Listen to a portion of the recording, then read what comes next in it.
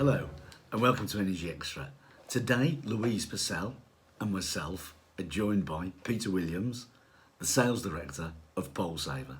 Founded over 25 years ago, Polesaver produced the first ground line barrier sleeve protection system in 1994. Since then, they have become the largest manufacturer of ground line barrier sleeves in the world, providing proven products to over 30 countries. Hello, Peter. Hello, Louise. Hello, Paul. Hello, Peter. How is the COVID-19 crisis affecting Polesaver? I suppose, like every company in the United Kingdom and Europe and elsewhere, I guess, the impact of this virus has had a big say in the way customers and companies react. And that is also true of Polesaver. So about 3 months ago, I guess now, when lockdown happened, we had to start to take some measures. And all of the people who were able to work from home did so. So we have an array of people that are working from home, and that has proved to be very successful. However, there are people within the company that it's impossible for that to happen. And I'd just like to make a special mention to Gary and Maria, who work in the warehouse in Gloucester. They're responsible for getting product out of the door and to service our customers.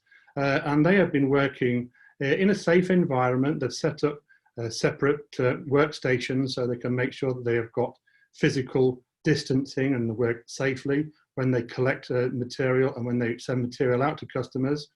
But those people have been working extremely long hours, sometimes from 7 in the morning till late at night, 5 days, 6 days a week. It's been an incredible effort.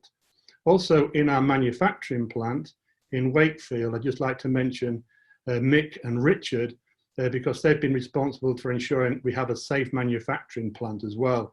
And so they make sure that the product, the raw materials that are brought into the factory are stored and maintained in a correct manner and a safe manner. The manufacturing is done correctly, and then also it's dispatched to our customers in a safe way. Have you had to adopt any special measures so you can continue to support your customers? Our customers are all over the world, and so we have we generally speak with them by telephone or email, so that is a normal practice. But what we have been doing is developing workshops, educational workshops, and also webinars, so that we can have live webinars. We invite people from the United States, for instance, to join our webinars, but we also have recorded webinars for educational purposes. It's not as good as actually meeting customers face to face, and that has been a little bit of an issue as far as I'm concerned personally. My role was to travel and to meet customers and to do demonstrations and to do training, and of course that has been particularly difficult at this time of the year. But we have engaged the services. There's some very good agents in different countries that have been helping us to make sure that the smooth running of dispatch of products and Polesaver sleeves to customers carry on in a smooth and efficient way. Chatting to a D&O recently, I've discovered that the maintenance of poles is one of their largest expenses, and apparently it's the same for the communication industry. Can you share with us the numbers involved?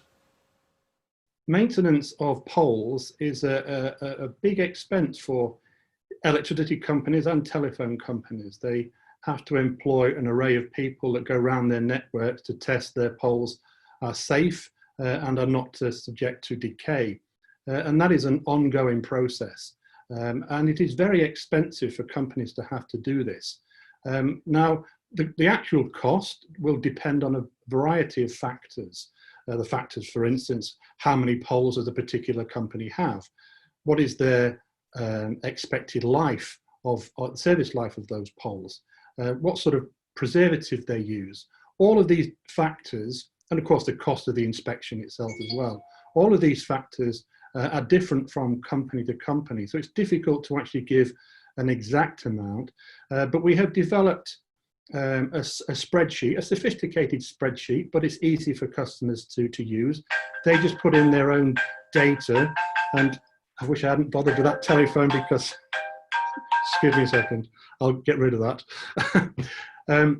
It's difficult for people to to assess how much it actually costs them in replacement costs. But if they have this spreadsheet, they can put in the cost of their poles, how many poles they have in their network, the cost of replacing the poles, all of the different factors associated with maintenance, and that will give them a figure at the end of the day. But typically, a pole, if you annualize the cost of a wooden pole in a network, you're talking about €100 per pole per year. So that can be a significant cost to the utility company. The ban on the use of creosote on poles as a preservative that comes into effect in March next year, which has already passed into law in France, is potentially going to add huge costs to the industry across Europe. Can you explain what cost-saving solutions Polesaver have to offer the industries here in the UK? The creosote ban in Europe is going to have a huge impact on utility companies when they decide about poles in the future.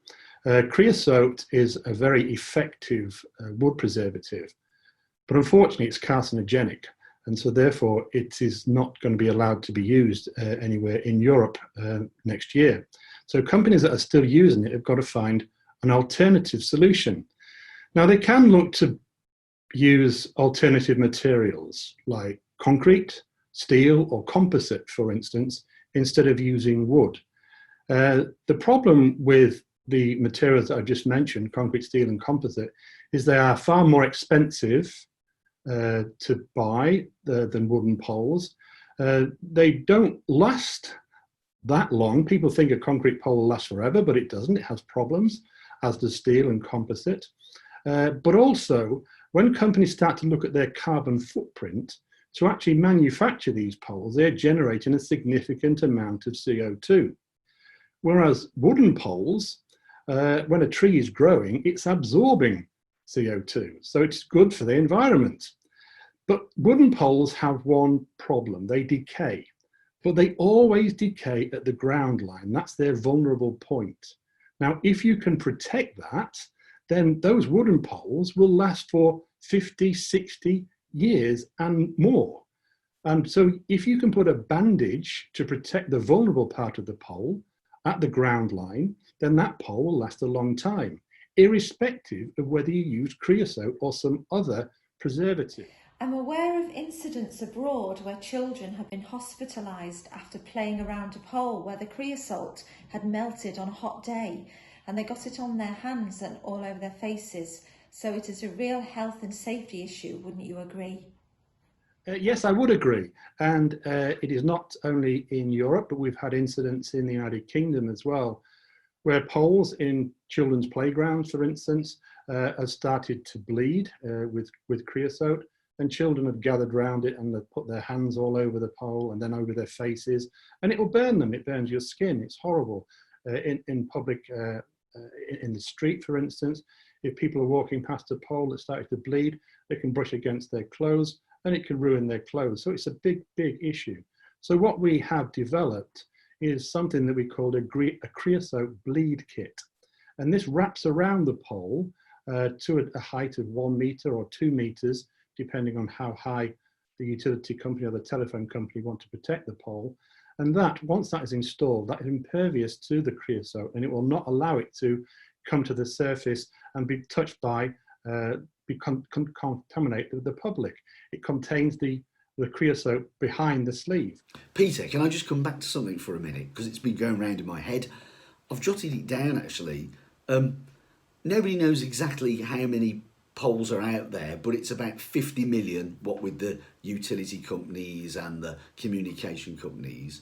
So if 10% of all the poles in the UK are replaced, that's £500 million in a year. That's a staggering amount of money. So if you could just save 1 year of replacing poles, that'd be £500 million. That's unbelievable. Am I right? Yes, Paul, I can't disagree with your maths. It is a huge expense, and I'm not sure that utility companies really realise and understand that fully.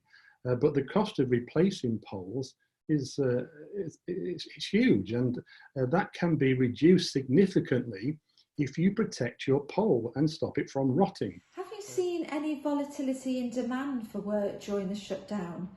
Speaking to other suppliers to the industry, they have told us they have seen work brought forward while cities and roads have been quieter. But because we sell globally to many, many countries around the world, each country has gone into lockdown in different stages. And some countries have not gone into lockdown at all. So it's been quite true that demand in the United Kingdom, for instance, has kind of slowed down over the past 3 months. But in Africa and in America, in other countries, that demand has actually spiked as they want to increase the amount of activity they spend on their networks, or to increase or to replace existing poles. So we've been able to smooth out our production to take this into consideration. We've had a few issues with regard to shipping. Sometimes when we are sending container loads of Polesaver sleeves overseas, then it takes about 4 to 6 weeks to ship. And during that period of time, things can change. So we've had issues whereby we are sending them to South Africa, for instance, to dock into Durban, and suddenly Durban is unable to take any containers because they're in lockdown, or they've unloaded the containers, but we are not able to ship to other countries like Botswana, that's landlocked, because the railway system has been closed down. So we've had operational issues such as that, which has been unusual. We've not had to deal with that before, but that is something that we are all learning by. It appears to me, Peter, that other than social distancing and working from home, what with the opportunity of saving millions and millions and millions of pounds that Polesaver presents your customers, it's all systems go for you guys. Yes, it is all systems go for Polesaver. We have been extremely busy. We've been probably busier this year than we've ever been. The lockdown, as far as I'm concerned, because I've been grounded and confined to home, if you like, home working for the past 3 months, has been driving me crazy, because my job is to go out and meet customers face to face and to deal with any issues or any training needs that they have. And I miss that because that's part and parcel of my job. And talking over Zoom is fine. It's great technology, but it's not the same as actually meeting people face to face and discussing things with them. So that is something that I've found frustrating, but I'm sure that sooner or later that will change. But as far as the company is concerned, as you say, it's full steam ahead, and everything is now we're putting the new measures, the safe physical distancing solutions that we've put into place. Everything is working very well. Thank you, Peter. That was fascinating. I hope you can get out and visit your customers soon. We are looking forward to seeing you at ENERGYxtra 2020 at Chester Racecourse in November. Goodbye and stay safe. Thank you very much indeed, Louise. I'm looking forward to seeing you as well in November. And Paul, thank you. See you soon. Take care. Bye-bye. You're welcome, Peter. See you in November. Bye.